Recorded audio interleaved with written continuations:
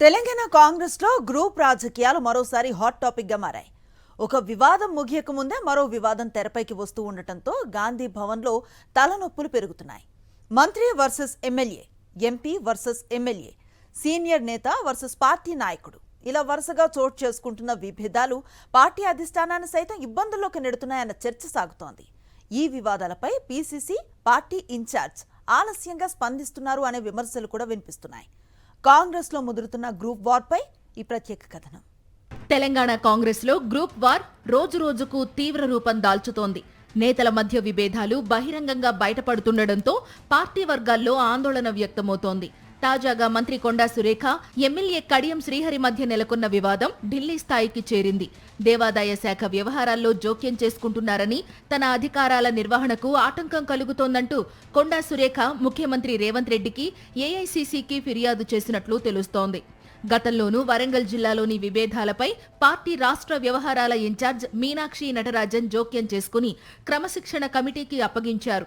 అప్పట్లో వివాదం సద్దుమణిగినా ఇప్పుడు మళ్లీ అదే అంశం తెరపైకి రావడంతో కాంగ్రెస్ లో అంతర్గత విభేదాలు మరోసారి చర్చనీయాంశమయ్యాయి.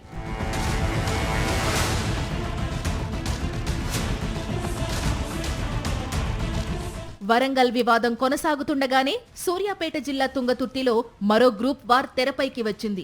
ఎంపీ చామల కిరణ్ కుమార్ రెడ్డి, ఎమ్మెల్యే మందుల సామేల్ వర్గాల మధ్య విభేదాలు బహిరంగ ఘర్షణలకు దారితీశాయి. మండల కమిటీల ఏర్పాటు విషయంలో రెండు వర్గాలు తీవ్ర అభ్యంతరాలు వ్యక్తం చేస్తున్నాయి. కమిటీలను ఏకపక్షంగా ఏర్పాటు చేశారంటూ MP Chamala Kiran Kumar Reddy PCC chief Mahesh Kumar గౌడ్కు లేఖ రాయడం వివాదాన్ని మరింత ముదిరేలా చేసింది. ఇదే తరహా పరిస్థితి చేవెళ్ల, జహీరాబాద్ నియోజకవర్గాల్లోనూ కనిపిస్తోంది.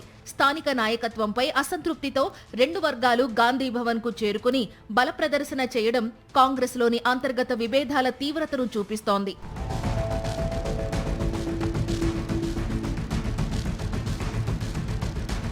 కామారెడ్డి జిల్లా రాజకీయాలు కూడా కాంగ్రెస్ కు కొత్త తలనొప్పిగా మారాయి.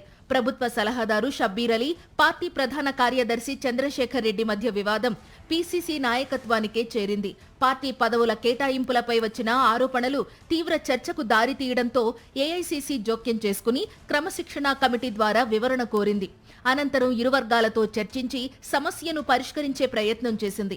అయితే వివాదాలు మొదట్లోనే పరిష్కరించాల్సిన పీసీసీ పార్టీ ఇన్ఛార్జ్ ఆలస్యంగా స్పందిస్తున్నారనే విమర్శలు పార్టీ నేతల నుంచే వినిపిస్తున్నాయి. చిన్న చిన్న విభేదాలు పెద్ద రాజకీయ సంక్షోభాలుగా మారిన తరువాత మాత్రమే పార్టీ పెద్దలు రంగంలోకి దిగుతున్నారన్న అసంతృప్తి వ్యక్తమవుతోంది.